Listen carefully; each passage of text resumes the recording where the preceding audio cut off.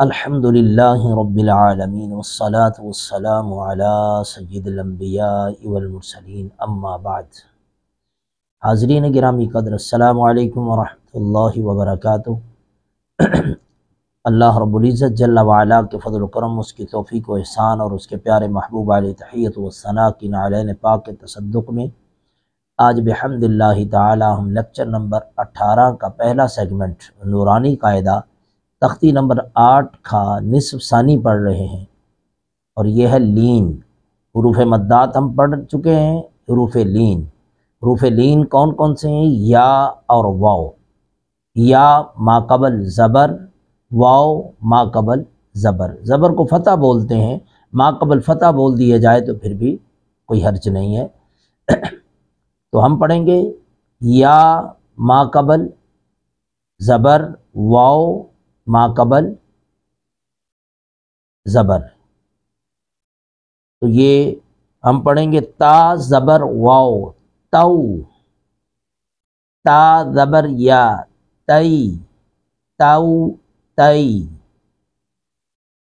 تھا زبر واو ہو، تھا زبر یا ہئی تھو ہئی، دال زبر واو دو، دال زبر یا دئی دو دئی، ذال زبر واو رو، ذال زبر یا رئی رو رئی، را زبر واو رو، را زبر یا رئی رو رئی، زا زبر واو زو، زا زبر یا زئی زو زئی، سین زبر واو سو، سین زبر یا سی سو سی،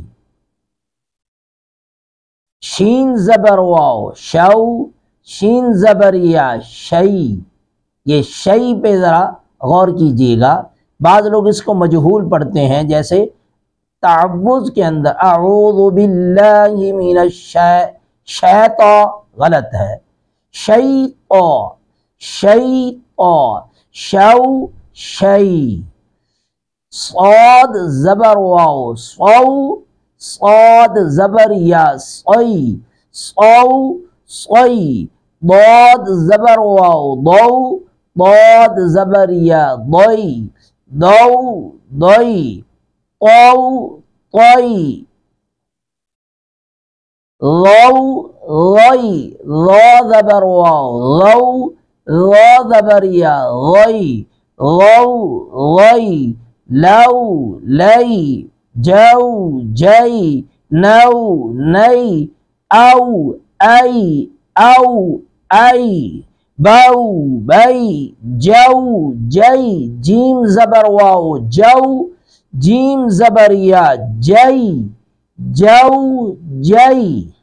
اس پہ ذرا غور کریں، اگر ہم نورانی قاعدہ میں ایک ایک حرف کو، ایک ایک لفظ کو ادا کرتے ہوئے صحیح تلفظ کے ساتھ کامیاب ہو جاتے ہیں تو اللہ کے فضل سے انشاءاللہ العزیز ہم جب قرآن مجید کی تلاوت پہ آئیں گے تو اس وقت ضرور بالضرور ہمیں بغیر اہتمام کے، بغیر کوشش کیے، ہماری زبان سے خود بخود ہمارے منہ سے ایسے کلمات نکلیں گے، ہونٹوں سے نکلے گا وہی کلمہ، وہی حرف، وہی اسی مخرج سے جو اس کا اصل مخرج ہے۔ اگر ہم نورانی قاعدے میں محنت نہیں کرتے تو 10 مرتبہ بھی قرآن مجید پڑھیں، تلفظ درست نہیں ہو پائے گا۔ اللہ رب العزت ہمیں قرآن مجید کے تلفظ کو درست کرتے ہوئے ہمیں پڑھنے کی توفیق نصیب فرمائے۔ لیکچر نمبر 18 کا دوسرا سیگمنٹ ہے قرآن مجید کی آیات مبارکہ، اس کی تلاوت اور تجویدی قواعد کا دہرانا۔ انشاءاللہ العزیز ہم آج 30 اور 31 جو سورہ دہر کی آیہ مبارکہ ہے اس کو دہرائیں گے، تلاوت بھی کریں گے، اور ایک ایک لفظ پر جو تجویدی قواعد نافذ ہوتے ہیں وہ انشاءاللہ ہم امپلیمنٹ کریں گے۔ اعوذ باللہ من الشیطان الرجیم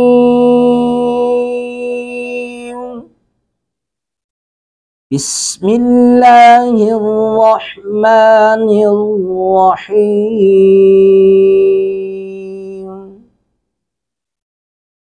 وما تشاءون إلا أن يشاء الله إن الله كان عليما حكيما يدخل من يشاء في رحمته والظالمين أعد لهم عذابا أليما وما تشاءون شین پر مد متصل ہے. مد متصل کے بارے میں ہم نے پڑھا تھا کہ حروف مدہ کے فوراً بعد اسی لفظ کے اندر اگر حمزہ آ جائے تو وہاں پر مد متصل ہوتی ہے، کم از کم 3 الف اس کو کھینچتے ہیں. وَمَا تَشَاءُونَ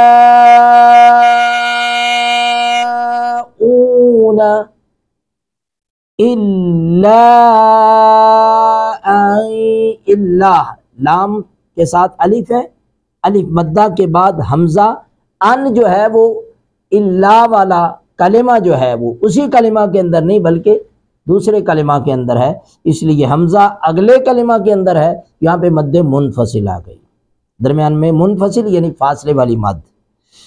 الا ان یشاء اللہ، ان یشا نون ساکن کے بعد یا حروف ادغام میں سے ہے یعنی حروف یرملون. حروف ادغام کو حروف یرملون بھی بولتے ہیں، یعنی حروف کو یاد کرنے کے لیے یہ 6 حروف کو ملا کر ایک لفظ بنا دیا گیا ہے. یرملون، یا، را، میم، لام، واو، نون. تو یہ ان یشا کو پڑھیں گے ان یشا، شین پر مد متصل ہے جیسے ہم نے پچھلے لفظ میں پڑھی ہے. اسی طرح لفظ جلالت کے لام کو پر کر کے پڑھیں گے اللہ یشاء اللہ، اللہ ہے. وقف کی وجہ سے ہم نے ہا کو ساکن کر دیا. ان اللہ کان علیما حکیما، ان نون مشدد پہ غنہ کریں گے. ان اللہ لفظ جلالت کے لام کو یہاں پہ بھی پر کر کے پڑھیں گے.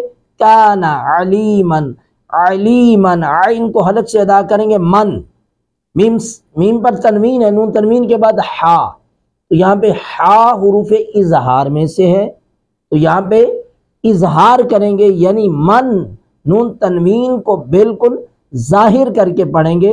علیمن حکیما، حکیما. یہاں پہ وقف کریں گے تو ما پڑھیں گے. اگر اس کو اتصال کرنا ہے، ملانا ہے، تو پھر میم پر تنوین، نون تنوین کے بعد یا ادغام باغنہ کرتے ہوئے اس کو ملائیں گے تو پڑھیں گے من یدخل من ید، دال ساکن پر قلقلہ کریں گے ید د، یہ دال کی آواز لوٹ کے آ رہی ہے. من یشا جیسے ان یشا اوپر تھا، یہاں پہ من یشا، تو یہاں پہ بھی ادغام باغنہ کریں گے من یشاء فی رحمتی، رحمتی ہی، یہاں پہ وقف ہے. رحمتی، را کو پر کریں گے، ہا کو حلق سے ادا کریں گے. والظالمین، والظالمین، را کو پر کر کے پڑھیں گے نرمی کے ساتھ. والظالمین نہیں پڑھیں گے، والظالمین، والظالمین غلط ہو جائے گا. والظالمین، اعد لہم، اعد لہم، اعد لہم، عین کو حلق سے ادا کریں گے، اعد لہم عذابا، عذابا، لال کو نرمی سے ادا کریں گے، عذابا علیما، بن، نون تنوین کے بعد حمزہ ہے، یہاں پہ بھی اظہار کریں گے، بن، جیسے ہم نے من حکیمہ پڑھا تھا، یہاں پہ بن علیما، عذابا علیما۔ سیکشن نمبر 18 کا تیسرا سیگمنٹ ہے حدیث مبارکہ۔ آقا علیہ الصلوۃ والسلام کے فرمان کو سن کر اس کی تبلیغ کرنا، اس کو دوسروں تک پہنچانا، اس کو خود یاد کرنا، یہ باعث برکت ہے۔ میرے آقا صلی اللہ علیہ وآلہ وسلم کا فرمان ہے کہ جس نے 40 احادیث مبارکہ یاد کی اس کا شمار علماء میں ہوگا۔ تو یہ 40 روزہ کورس کے اندر آیات مبارکہ جو تجویدی قواعد پر مشتمل ہیں، 40 کم و بیش انشاءاللہ العزیز، وہ بھی آج 18واں سبق ہم پڑھ رہے ہیں، تقریباً نصف کے قریب پہنچ چکے ہوئے ہیں بحمد اللہ تعالی۔ آج ہم جو حدیث مبارکہ پڑھیں گے وہ حدیث نمبر 18 ہے۔ قال رسول اللہ صلی اللہ علیہ وآلہ وسلم، فرمایا اتقوا النار، آگ سے بچو، آگ سے چھٹکارا حاصل کرو، ولو بشق تمرہ، اگرچہ کھجور کی ایک گٹھلی ہی کیوں نہ ہو، یعنی گٹھلی کے برابر ایک کھجور ہی کیوں نہ ہو۔ ایک کھجور کی گٹھلی صدقہ کرنا جہنم سے ڈھال بن جاتی ہے۔ ذرا غور کیجئے کہ آقا دو جہاں تاجدار کائنات صلی اللہ علیہ وآلہ وسلم کی بارگاہ بے کس پناہ سے ہمیں جڑ جانے کا، سرکار کی نسبت کا کتنا بڑا انعام نصیب ہوتا ہے کہ ایک کھجور کی گٹھلی صدقہ کرنا بھی ہمارے لیے رائے گا نہیں جاتا۔ ذرا سوچئے، میرے آقا صلی اللہ علیہ وآلہ وسلم کا یہ فرمانا، اس میں حکمت کیا ہے؟ ترغیب دی جا رہی ہے، ہمیں احساس دلایا جا رہا ہے۔ اس میں دو باتیں ہیں، دو نقطے بیان کیے گئے ہیں۔ ایک تو احساس دلایا جا رہا ہے، تبلیغ کی جا رہی ہے، ترغیب دی جا رہی ہے۔ دوسرا یہ ہے کہ چھوٹی سے چھوٹی نیکی، چھوٹے سے چھوٹا صدقہ کرنا بھی اس کو معمولی مت سمجھو۔ ہم میں سے بہت سے لوگ ایسے ہیں کہ جو نیکی کو چھوٹا سمجھ کے، چھوٹی نیکی کو تھوڑا سمجھ کے، صدقہ کو تھوڑا سمجھ کے دیتے نہیں ہیں کہ بھئی ہم مسجد میں 10 روپے دینے جائیں گے، آج 10 کی اوقات کیا ہے؟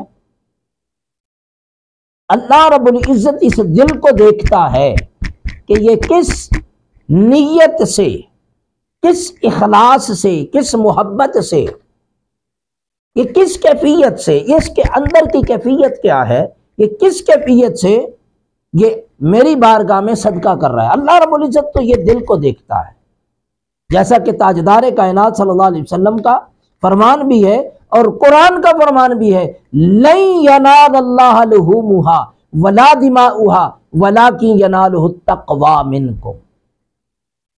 فرمایا کہ تمہارے خون، تمہارے گوشت نہیں پہنچتے، قربانی کا واقعہ بیان کر کے تمہارا خون کا اور گوشت کا پیش کرنا وہ نہیں اللہ کی بارگاہ میں پہنچتے، بلکہ ینال اللہ ولکن ینال اللہ ولکن ینالہ التقوی، تقوی پہنچتا ہے، دل کا خوف پہنچتا ہے، دل کا درد، دل کی محبت، دل کا اخلاص اللہ کی بارگاہ بے کس پناہ میں، اللہ کے پیارے محبوب صلی اللہ علیہ وآلہ وسلم کی بارگاہ بے کس پناہ میں، اس کے دل میں میرے محبوب کی محبت کیا ہے، میرے محبوب کے فرمان کی اہمیت کیا ہے، محبوب میرے پیارے حبیب کی سنت، اس پر عمل کرنے کا اس کے اندر جذبہ کتنا ہے، اللہ تعالیٰ صرف یہ دیکھتا ہے۔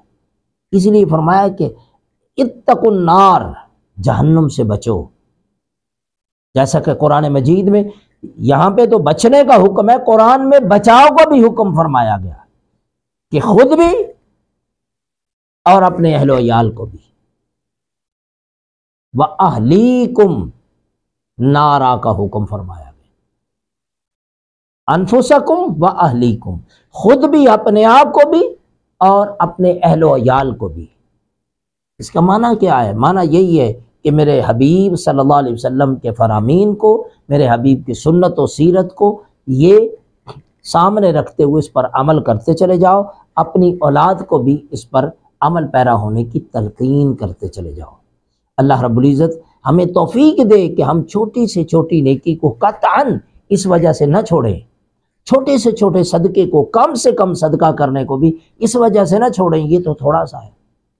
اللہ کی بارگاہ میں اگر قبول ہو جائے تو کھجور کی گٹھلی اور کھجور کے درمیان میں ایک پتلا سا پردہ ہوتا ہے، اگر اتنا صدقہ بھی اللہ کی بارگاہ میں قبول ہو جائے تو وہ بھی کافی ہے، انسان کی بخشش کے لیے اتنا ہی کافی ہے۔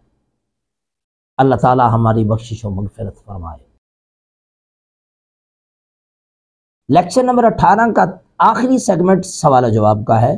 آج کا سوال بڑا ہی اہم ترین ہے، غور سے سنیے کہ اگر کوئی مرد، کوئی شوہر اپنی عورت کو، اپنی بیوی کو طلاق کا حق دے دیتا ہے اور وہ اس لفظ کے ساتھ دیتا ہے کہ جب بھی تم چاہو، زندگی کے کسی حصے میں بھی وہ دوام کے ساتھ، ہمیشگی کے ساتھ، یعنی ہمیشہ کا لفظ بول دیتا ہے، تو پھر اس کے لیے اس کے پاس ہمیشہ کا اختیار ہوتا ہے، زندگی کے کسی حصے میں جا کر بھی اس نے طلاق اپنے آپ کو دی تو طلاق واقع ہو جائے گی، اور نہ صرف طلاق واقع ہوگی، اس طلاق سے طلاق بائن ہوگی، فوراً نکاح ٹوٹ جائے گا، لیکن وہ عدت کے اندر اندر نکاح دوبارہ کر کے رجوع کر سکتے ہیں۔